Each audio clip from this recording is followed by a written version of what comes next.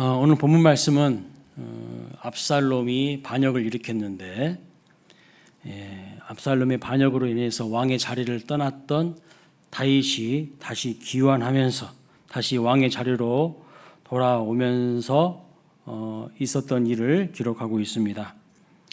지난주에 살펴보았죠. 다시 다윗 왕을 다시 왕의 자리로 모셔왔던 내용을 지난주 수요일 날 살펴보았습니다. 여러분, 우리도 항상 내 마음의 중심에 왕 대신 예수 그리스도를 모셔야 됩니다. 내 마음에 모셔야 돼요. 내 감정과 내 생각, 내 자아가 왕 노릇하면요, 그게 바로 반역이고 반란입니다. 하나님이 내 마음의 주인이 되시고 왕이 되셔야 되는데 내가 그 자리에 앉아 있는 것 자체가 반란이에요. 여러분 삶의 가장 귀한 자리를 내어드려서 하나님의 통치와 다스리심을 받으시기를 주님의 이름으로 축복합니다. 자, 오늘 본문을 보면 다윗이 이제 예루살렘으로 왕궁으로 돌아오는 길에 세 사람을 만나는 내용입니다. 세 사람을 만나요. 여러분, 우리 인생에 누구를 만나느냐가 정말로 중요하지 않겠습니까? 그 만남을 통해서 인생이 달라질 수 있다는 것이죠. 오늘 본문을 보면 다윗 왕이 귀환하면서 세 사람을 만나는데 누구냐면 시므이를 만나고요. 그 다음에 무비보셋을 만나고 바르실레를 만납니다. 이 세 사람과의 만남을 통하여서 오늘 우리에게 주시는 메시지가 무엇인지를 살펴보겠습니다. 이들 세 사람과의 만남은 예수님이 내 인생의 왕으로 돌아오시면서 하시는 일을 미리 보여주는 예표적인 사건이에요. 아주 중요한 메시지를 담고 있습니다. 그래서 다윗 왕이 귀환하면서 이 세 사람과 만나면서 했던 일이 무엇인지를 잘 살펴봐야 됩니다. 자, 크게 세 가지 일을 하는데요. 첫 번째, 다윗 왕이 귀환하면서 돌아온 것은 용서를 베풉니다. 용서. 자, 시므이라는 사람을 먼저 만나죠. 시므이. 여러분, 시므이 기억나십니까? 시므이 어떤 사람이었는지? 다윗을 향해서 욕하고 저주했던 사람이에요. 욕하고 저주했어요. 16절을 보겠습니다.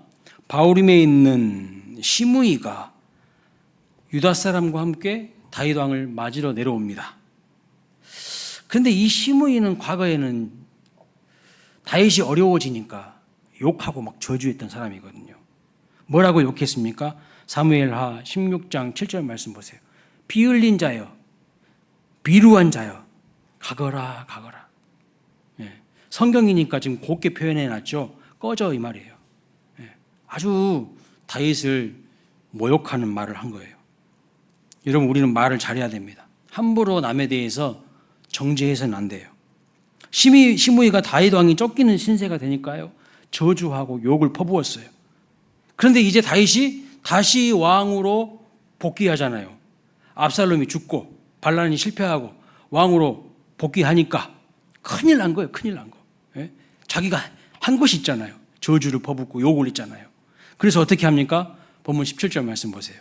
베냐민 사람 1000명이 그와 함께 하고 사울 집안의 종 시바도 그의 아들 15과 종 20명과 더불어 그와 함께하여 요단강을 밟고 건너 왕 앞으로 나아오니라.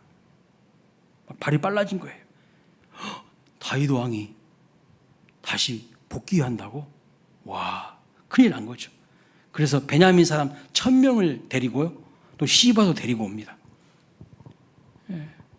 그리고 왕 앞에서 뭐라고 말하는가? 자기가 잘못한 게 있잖아. 왕 앞에서 이렇게 이야기하는 거예요. 18절 19절 말씀 같이 읽어보겠습니다. 시작. 시므이가 왕 앞에 엎드려 왕께 아뢰되 내 주여 원하건대 내게 죄를 돌리지 마옵소서. 내 주 왕께서 예루살렘에서 나오시던 날에 종의 패역한 일을 기억하지 마시오며 왕의 마음에 두지 마옵소서. 왕의 종 내가 범죄한 줄 아옵기에 오늘 요셉의 온 족속 중 내가 먼저 내려와서 내 주 왕을 영접하나이다 하니. 여러분, 이런 사람을 어떤 사람이라 한 줄 아세요? 기회주의자예요. 기회주의자. 다윗이 힘들고 어려워지니까 막 욕을 퍼붓고 저주를 하다가 다윗이 다시 정권을 잡고 돌아오니까 또 빌붙으려고 하는 거예요. 상황이나 환경의 변화에 따라서 자신의 이익을 위해 태도나 행동을 재빨리 바꾸는 사람, 이 사람이 기회주의자인 거죠. 어떤 원칙이나 믿음보다는 상황에 따라서 자꾸 바뀌고 자기 이익을 우선시하는 사람, 이 사람이 기회주의자입니다. 그래서 시므이가요, 그렇게 다윗을 못되게 비난할 때는 언제고, 욕할 때는 언제고, 지금은 엎드려요. 그래야 살 거 아닙니까? 다시 왕으로 오시니까. 그런데 여러분, 이런 사람 어떻게 해야 될까요? 여러분이 다윗 왕이라면 이런 사람 어떻게 하고 싶으십니까? 예? 어떻게 해야 될까요? 자, 21절 말씀 보면, 그래서 스루야의 아들 아비새가요, 옆에서 보고 있다가 입을 열어요. 자, 뭐라고 말하는가? 시므이가 여호와의 기름 부으신 자를 저주하였으니 그로 말미암아 죽어야 마땅하지 아니하니까. 시므이는 죽여야 됩니다. 아비새가 이야기하는 거예요. 용서하면 안 돼요. 감히 여호와의 기름 부으신 자를 저주했어? 그건 하나님께 대한 도전이에요. 친일파 같은 사람이라는 거예요. 친일파 같은 사람. 자기 입장 난처해지니까 싹 배신해. 배신하고 저주할 때는 언제고, 다윗이 다시 왕으로 귀환하니까 엎드립니다. 그래서 아비새가 보기에는 얘는 죽여야 된다고 이야기하는 거예요. 그런데 여러분, 다윗 왕이 어떻게 하는지 보세요. 23절입니다. 왕이 시므이에게 이르되 내가 죽지 아니하리라 하고 그에게 맹세하니라. 죽이지 않아요. 용서해 주는 것을 볼 수 있어요. 다윗이 왕으로 귀환하면서 첫 번째 한 일은요, 용서의 은혜를 베푸는 겁니다. 여러분, 우리도 이렇게 할 수 있을까요? 여러분들은 막 비난하고 저주하고 헐뜯은 사람을 용서할 수 있겠습니까? 왕이 시므이에게 맹세하면서 죽이지 않겠다고 이렇게 이야기하는 거예요. 원수 같은 시므이를 용서해 주는 겁니다. 이게 바로 중요한 일이죠. 정말 중요한 일. 왕이 돌아오면서 첫 번째 한 일, 그것은 용서하는 것입니다. 우리 예수님도 우리 인생에 들어오시면서 하시는 일이 뭐예요? 우리의 죄를 용서해 주시는 거예요. 진홍같이 붉은 질지라도 주님이 용서해 주시고 기억조차도 하지 않으신다고 했어요. 자, 왕이 돌아오면서 두 번째로 한 일은 뭘까요? 다윗 왕이 돌아오면서 두 번째로 하는 일은요, 덮어주시는 사랑이에요. 첫 번째랑 비슷하죠. 용서하는 은혜, 그리고 허물을 덮어주는 사랑. 자, 좀 억울한 사람이 있었어요. 억울한 사람 누구냐면 무비보셋입니다. 24절 말씀 보세요. 같이 읽어보겠습니다. 시작. 사울의 손자 무비보셋이 내려와 왕을 맞으니 그는 왕이 떠난 날부터 평안히 돌아오는 날까지 그의 발을 맵시내지 아니하며 그의 수염을 깎지 아니하며 옷을 빨지 아니하였더라. 여러분, 이 말씀을 보면 무비보셋이 어떤 사람인지 알 수 있겠죠. 진짜 진실한 사람이고 충성된 사람이에요. 무비보셋을 직접 만난 다윗이 그런데 어떻게 합니까? 넌지시 다윗 왕이 무비보셋에게 물어봐요. 뭐라고 물어보는가? 25절. 예루살렘에 와서 왕을 맞을 때 왕이 그에게 물어 이르되 무비보셋이여, 네가 어찌하여 나와 함께 가지 아니하였더냐? 압살롬이 반란 일으켰잖아요. 근데 왜 너 그때 나랑 같이 떠나지 않았냐? 물어보는 거예요. 그때 26절에 무비보셋이 대답합니다. 대답하되 내 주 왕이여, 왕의 종인 나는 다리를 절므로, 사고로 인해서 다리를 절게 됐어요. 무비보셋은 장애인이에요. 내 나귀의 안장을 지워 그 위에 타고 왕과 함께 가려 하였더니 27절 내 종이 나를 속이고 종인 나를 내 주 왕께 모함하였나이다. 내 주 왕께서는 하나님의 사자와 같으시니 왕의 처분대로 하옵소서. 여러분, 여기 무비보셋을 속인 종이 누굽니까? 시바예요. 시바. 오늘 본문에 나오죠. 시바가 거짓말했어요. 다윗 왕에게 무비보셋을 모함하는 말을 합니다. 어떤 거짓말을 했을까요? 이미 다 살펴봤는데 아마 여러분은 기억하지 못하실 것 같아서 사무엘하 16장 3절 말씀 보겠습니다. 거기 보면요, 이런 말이에요. 왕이 이르되 내 주인의 아들, 여기 내 주인은 누구죠? 사울왕. 사울왕의 아들 무비보셋이 어디 있느냐 하니 시바가 왕께 아뢰되 예루살렘에 있는데 그가 말하기를 이스라엘 족속이 오늘 내 아버지의 나라, 내 아버지의 나라는 누구 나라죠? 사울왕의 나라. 내 아버지의 나라를 내가 누구예요? 무비보셋에게 돌리리라 하나이다 하는지라. 한마디로 말하면 지금 다윗이 왕인데 지금 무비보셋이 또 다른 반란을 일으켰다는 거예요. 사울 왕의 나라를 사울 왕의 손자인 무비보셋에게 돌리라고 이렇게 이야기했다는 거예요. 거짓말한 거예요. 거짓말. 시바가 모함한 거예요. 그러니까 무비보셋은요 이런 말을 한 적이 없어요. 시바가 아주 질이 나쁜 사람입니다. 시바도 시므이 못지않게 나쁜 사람이에요. 이런 사람을 여러분이 왕이라면 어떻게 하실 것 같으세요? 여러분이 왕이라면 당장 시바를 대령해라. 발음을 좀 잘해야 되겠네요. 잘못하는 순간 좀 시험 들릴 수 있을 것 같아. 성경은 왜 이렇게 이런 사람들이 나와가지고 이렇게 설교하는 사람이 힘들게 하는지 모르겠어요. 자, 무비보셋하고 시바를 대질 신문하면 금방 잘잘못이 밝혀집니다. 이게 상식적인 반응이죠. 그런데 다윗의 예상 외의 반응을 볼 수가 있어요. 29절 말씀 보세요. 왕이 그에게 이르되 내가 어찌하여 또 내 일을 말하느냐. 내가 이르노니 너는 시바와 밭을 나누라 하니. 30절 무비보셋이 왕께 아뢰되 내 주 왕께서 평안히 왕궁에 돌아오시게 되었으니 그로 그 전부를 차지하게 하옵소서 하니라. 와, 여러분 이 무비보셋이 어떤 사람인지 아시겠죠? 진짜 좋은 사람이죠. 충성스러운 사람 아닙니까? 저는 사실 이 대목이 잘 이해가 안 됐어요. 다윗 왕이 좀 잘 이해가 안 돼요. 저는 솔직히.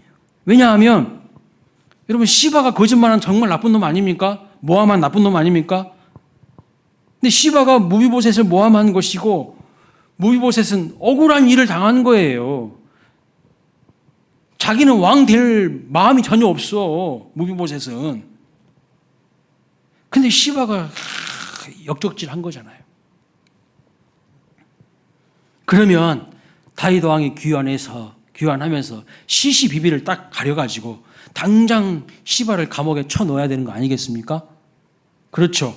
아니면 엉덩이가 불나게 곤장을 좀 맞아야 되는 거 아니겠어요? 그런데 다윗이 뭐라고 말하냐. 이 대목이 잘 이해가 안 돼요. 시바와 밭을 나누래요. 시바 꽃이 아니에요. 아유, 죄송합니다. 이거는 무비보셋 소유예요, 다. 근데 다윗이 밭 나누라고 합니다. 여러분이라면 억울하지 않겠어요? 엄청 억울할 것 같아요. 복장 터질 것 같아요. 그러니까 억울한 무비보셋 편은 안 들어주고, 예? 시바를 처단해야 되는데 다윗 왕은요 더 이상 시시비비를 안 가려요. 그런데 이 무비보셋은 엄청 억울할 텐데도 무비보셋이 하는 말을 보세요. 뭐라고 말합니까? 30절에 왕이 평안히 다시 돌아오셨으니 자기는 그것으로 만족한다고. 그냥 그 밭대기 다 줘버리라고. 나는 그거 필요 없다고. 와, 진짜 온유한 사람이에요. 그죠? 우리 산상수는 팔복 설교할 때 온유한 자가 땅을 차지한다 했잖아요. 땅까지 그냥 주라고 해버려요. 그래서 여러분 이 무비보셋은 그냥 인간적인 관점에서 보면 어떤 사람 같았습니까? 바보 멍청이 같아요. 응? 잘못한 것도 없는데 손해를 보지 않습니까? 여러분 이런 사람이 여러분 옆에 산다면 어떻게 될 것 같아요? 속 터지겠죠? 잘못도 안 했는데 손해봐야 되잖아요. 여러분 우리는 이 대목에서 생각나는 사건이 하나 있어요. 어떤 사건이 생각나십니까? 나중에 이 무비보셋이 다윗 왕 옆에서 같이 밥 먹는 사람 돼요. 특별 대우해줘요. 그러니까 다윗이 안 거야. 무비보셋이 어떤 사람인지. 무비보셋이 진짜 진실되고 충성된 자인지를 안 거예요. 그래서 다윗과 함께 같이 식탁에서 겸상하는 사람이 돼요. 무비보셋이. 그만큼 다윗이 인정해주는 사람이라는 거죠. 끝까지 책임집니다. 무비보셋을. 근데 여러분 이 대목에서 좀 생각나는 사건이 있지 않습니까? 어떻게 반반 나누라고 하는 겁니까? 다윗 왕이. 성경에 서로 반대되는 주장을 했던 여인들이 있지 않았습니까? 서로 자기가 아기의 진짜 엄마라고 했던 두 여인이 있었는데 솔로몬이 어떤 판결을 내리죠? 그 아기를 반으로 갈라서 나누라고 합니다. 솔로몬이 그러잖아요. 그러니까 진짜 엄마는 아니다고 해요. 그냥 저 여자한테 이 아기를 주라고. 아기 반 가를 필요 없다고. 아기 죽일 필요 없다고. 그 아기 그냥 그 가짜 엄마한테 주라고 합니다. 솔로몬이 진짜 현명한 재판을 하면서 누가 진짜인지를 밝히는 거예요. 누가 진짜인지를. 여러분 그거 누구한테 배운 것일까요? 솔로몬이 누구한테 배운 것일까요? 아버지 다윗한테 배운 것 같습니다. 오늘 본문도 그렇잖아요. 다윗이 갑자기 반 가르라고 가는 거야. 땅덩어리 그 반 갈라서 무비보셋도 주고 시바도 주고. 근데 무비보셋이 대답이 뭐예요? 아니 나 필요 없다고. 그냥 왕이 돌아오신 거로 나는 만족한다고. 그게 저 시바 주라고. 누가 진짜인지 보이시죠? 다윗이 진실을 주장하는 시바와 무비보셋 사이에서 더 이상 파고들지 않습니다. 다 아는 거예요. 바보가 아닌데 어떻게 모르겠어요. 다 알아요. 다윗이 반을 나누라고 하는데 그 무비보셋의 반응을 보면서 다윗은 이미 알았어요. 누가 진짜인지. 그런데 다윗이 솔로몬보다 더 지혜롭습니다. 솔로몬은 아이를 반으로 나누라고 해서 진짜를 알아낸 다음에요. 가짜 엄마를 벌주지 않았겠습니까? 그런데 다윗은 그렇게 하지 않아요. 무비보셋이 진짜인 것을 압니다. 그러니까 무비보셋이 진국인이라는 걸 알아요. 이 사람은 상황 따라, 지 감정 따라 변하지 않는 사람이라는 걸 알아요. 그리고 시바가 나쁜 사람인 것도 압니다. 시바의 행동은 기회주의적인 행동이고 왕의 신뢰를 배반하는 비열한 행위였어요. 그러나 이 시바를 불러서 벌주지 않는 거예요. 이게 은혜 아닐까요? 다윗이 왕으로 기원하면서 했던 두 번째 일은 누가 진짜이고 가짜인지를 알지만 시시비비를 가리지 않고 덮어주고 있어요. 시바의 허물도 덮어주고 있어요. 시바도 무비보셋도 다 용납합니다. 다 용납하고 있어요. 이게 우리 주님이 하신 일이에요. 우리 주님이 내 인생에 주인으로 오시면요, 나의 허물을 덮어주십니다. 내가 의인 아니잖아요. 우리 다 부족하고 허물 많잖아요. 그 하나님 다 덮어주신다는 거예요. 세 번째, 다윗이 왕으로 귀환하면서 한 일이 뭡니까?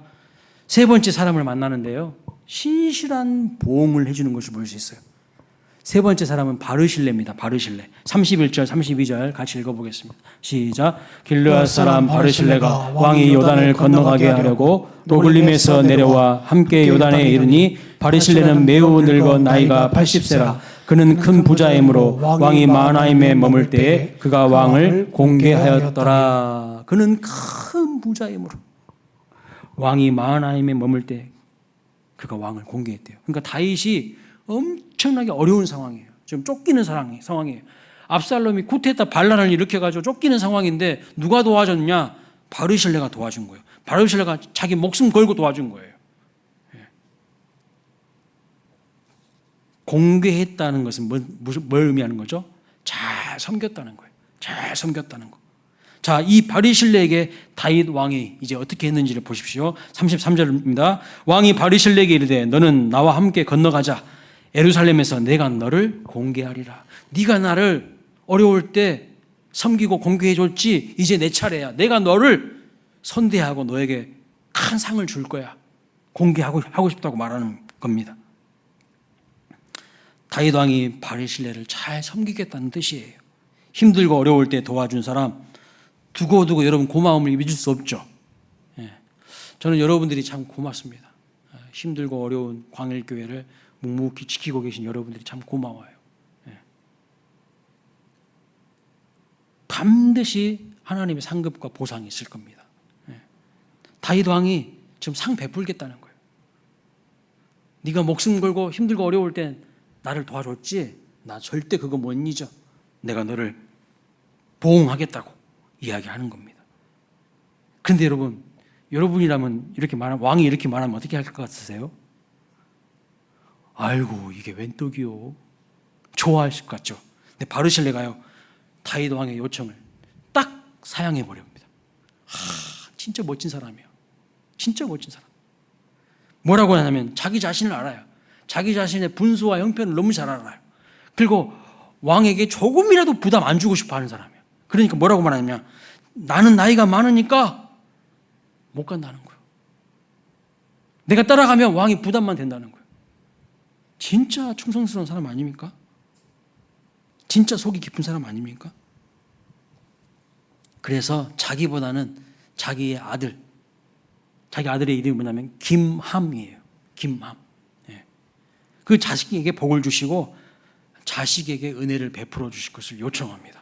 34절 35절 같이 보겠습니다. 시작.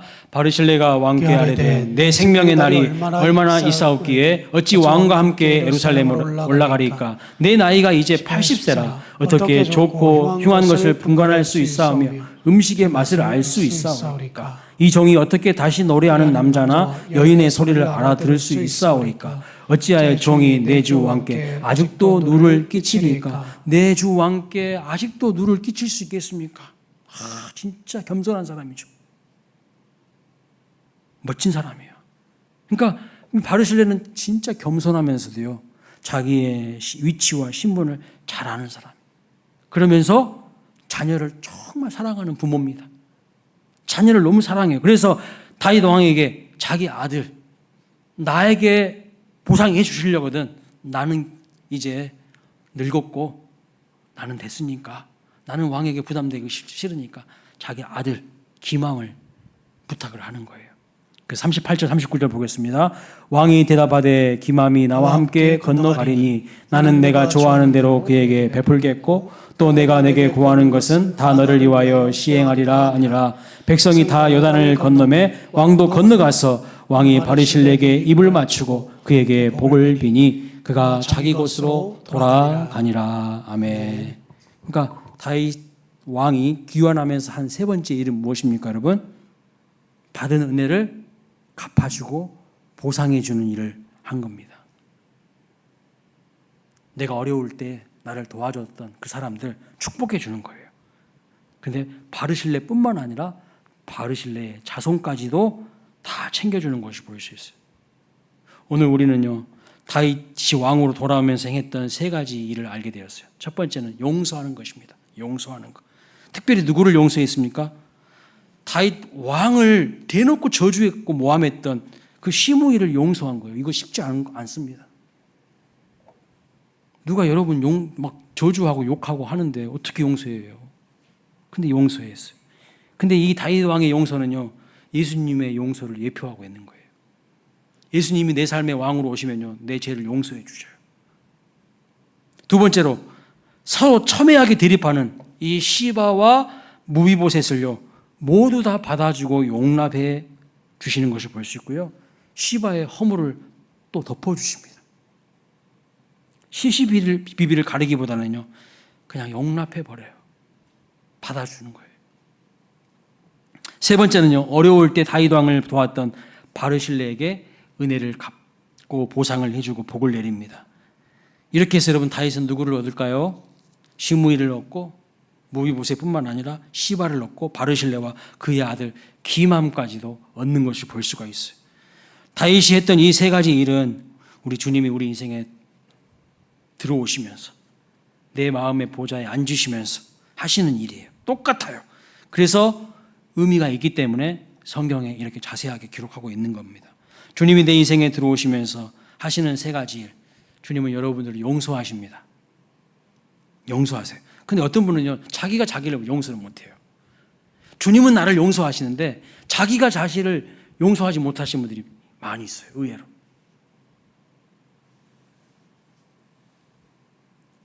나의 죄를 지적하시고 정죄하시고 심판하시면서 내 인생에 들어오지 않으시고요. 그분이 하신 일은 우리가 아직 죄인 되었을 때에도, 우리가 아직 연약할 때에도, 우리가 하나님과 원수가 되었을 때에도 십자가에서 자기 자신을 내어 주심으로 말미암아 십자가야 그 사랑으로 용서해 주시는 것을 볼 수가 있어요. 여러분 현장에서 간음하다가 잡힌 여인 예수님이 어떻게 하셨습니까? 사람들이 다 돌들고 오는데 예수님이 용서하십니다. 예수님이 용서하세요. 왜 이렇게 음란하게 살았냐고 말을 하지도 않습니다.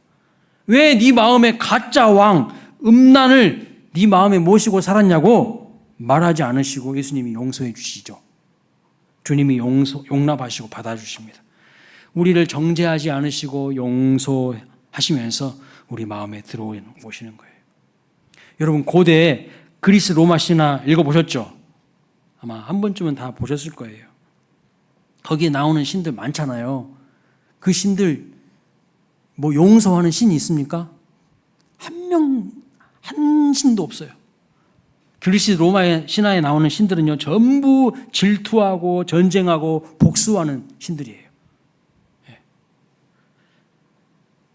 그 그리스 로마라는 것은요, 그 시대의 그 로마 신화라는 것, 그 시대의 문화와 사람들의 가치관을 말해주고 있는 거예요. 싸우고 복수하고 전쟁하고 헐뜯고 끌어내리고 이것만 있어요. 용서가 없어요. 그래서 그리스 로마 시대에는요, 용서라는 개념이 없어요. 그 로마의 그 오는 경기장에서 여러분, 사람 팔이 막 잘려나가는데 히덕거리고 웃고 있어. 제정신들이 아니죠. 사람 막 목이 막 칼로 쳐가지고 막 달아나는데 그걸 좋다고 막 박장대소하고 있어요. 제정신이 아닌 거예요. 복수만 있고요, 전쟁과 싸움만 있어요. 심지어 그 유명한 아리스토텔레스라는 철학자 아시죠? 네. 이 사람은요, 훌륭한 덕이 있는 사람은 이런 말을 했어요. 가해자를 용서하지 말고 적절하게 분노하는 것이 정당하다고 이야기했어요. 적절하게 분노해야 된다고. 용서가 미덕이 아니라 적절하게 분노하라고 가르쳤어요. 그러니 뭐 말 다 했죠. 지혜자라고 하고 현인이라고 하는 아리스토텔레스조차 분노를 가르쳤다니까요.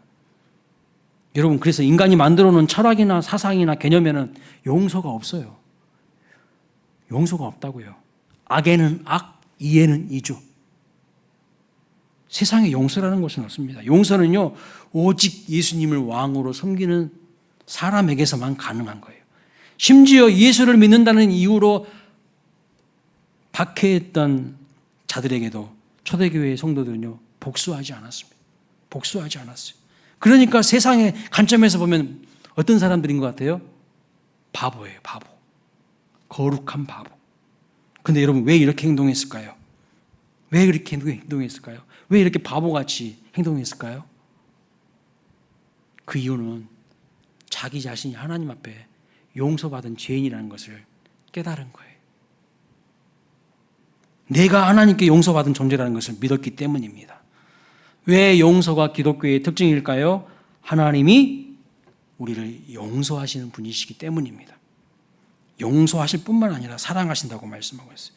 인자를 베푸신다고 말씀하고 있어요. 출애굽기 34장 보십시오. 6절 7절 하나님이 자기 자신을 소개하는데 이렇게 소개합니다. 같이 한번 읽어보겠습니다. 시작. 여호와께서 그의 앞으로 지나시며 선포하시되 여호와라 여호와라 자비롭고 은혜롭고 노하기를 더디하고 인자와 진실이 많은 하나님이라. 인자를 천대까지 베풀며 악과 과실과 죄를 용서하리라. 그랬어요. 하나님은 용서하시는 분이죠. 오래 참으신 분이십니다. 물론 하나님 심판하십니다. 요한계시록 우리 보고 있죠. 반드시 하나님은 선과 악을 가르십니다. 심판하셔요. 그러나 그 심판하시기까지 또 참고 노하기를 더디하시고 용서해 주신다는 거예요. 두 번째로 용서만 해주시는 것이 아니라 우리의 허물을 덮어주신다는 겁니다. 사탄이 하는 일이 뭔지 아시죠, 여러분? 자꾸 우리의 허물을요 들춰내는 거예요. 들춰내는 거. 잘못된 죄악들을 자꾸 들춰내는 거. 그 마귀가 하는 짓이에요.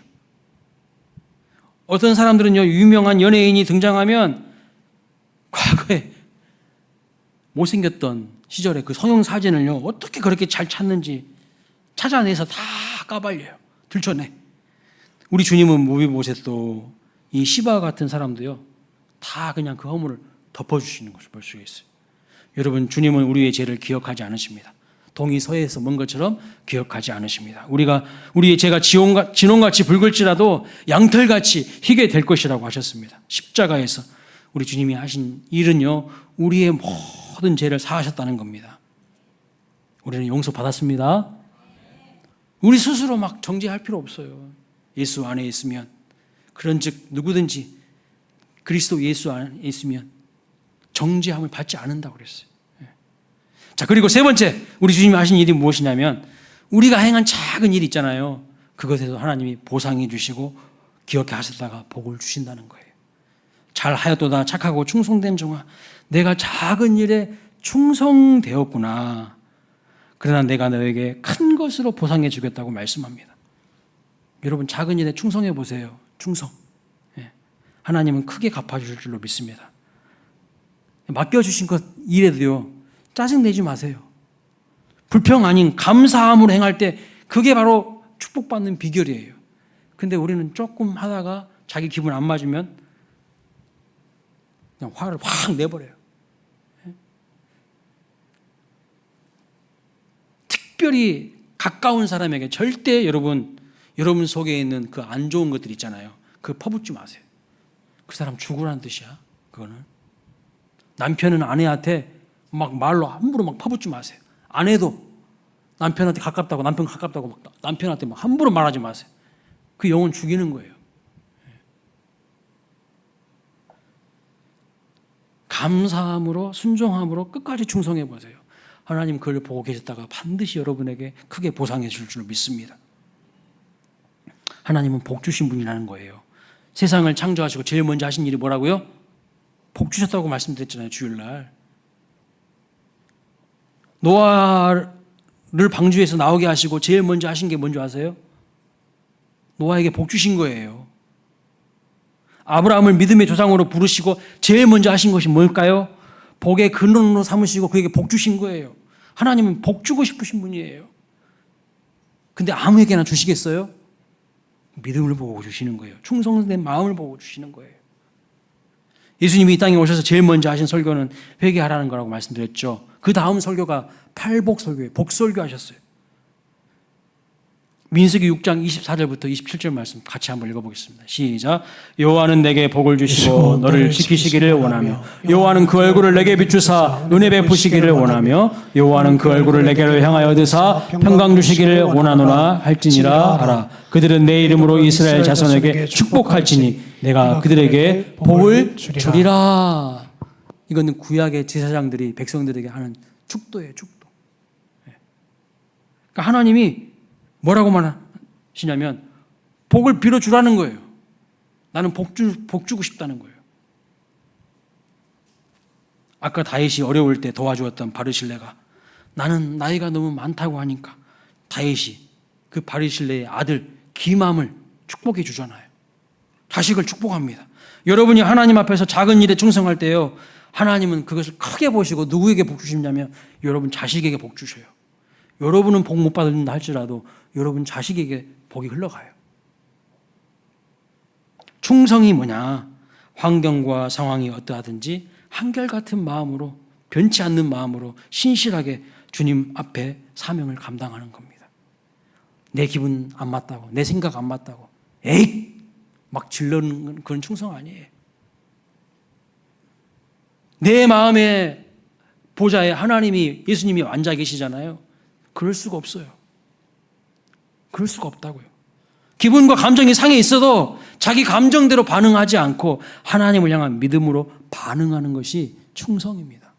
충성. 바르실레처럼 하나님 앞에서 큰 복을 받는 여러분 되시길 주님의 이름으로 축복합니다. 예수님을 우리 삶의 왕으로 모실 때 주님이 하시는 일, 우리를 용서하시고 허물을 덮어주시고 마침내 작은 일에도 기억하시고 보상하신다는 것. 날마다 그래서 우리는 주님의 왕 되심을요, 눈 뜨자마자 선포하세요. 오늘 또 주님이 나의 왕이십니다. 주님이 나의 삶에 경배를 받으십시오.